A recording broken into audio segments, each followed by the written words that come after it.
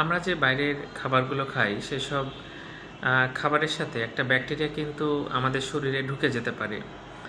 এই খাবার বা পানিগুলো কিন্তু মোটেও নিরাপদ নয় এবং এটা যদি জীবাণুটা ঢুকে যায় একটা ব্যাকটেরিয়া, সেটা কিন্তু গ্যাস্ট্রিক কার্সিনোমা পর্যন্ত করতে পারে, অর্থাৎ পাকস্থলীর ক্যান্সার কিন্তু করতে পারে। পাকস্থলীর ক্যান্সারের অনেক রোগী এবং পাকস্থলীর ক্যান্সার হলে ভীষণ বিপদে পড়ে সেই পরিবার, সেই রোগী, একটা দুশ্চিন্তার বিষয় এবং এটা অনেক সময় ছড়িয়ে যায়, তখন আরও বিপদ হয়। তো যাই হোক, এই বাইরের খাবারগুলোতে কিন্তু এইচ পাইলোরি বা হেলিকোব্যাক্টার পাইলোরি প্রচুর পরিমাণে থাকে এবং এইটা কিন্তু পেপটিক আলসার করে, গ্যাস্ট্রাইটিস করে, গ্যাস্ট্রিক ক্যান্সার করে যেটা বললাম, এবং আরও অনেক সমস্যা কিন্তু ঘটাতে পারে।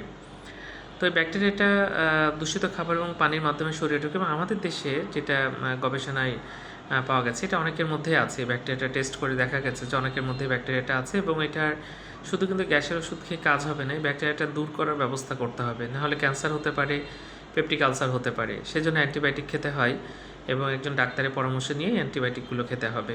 ধন্যবাদ সবাইকে।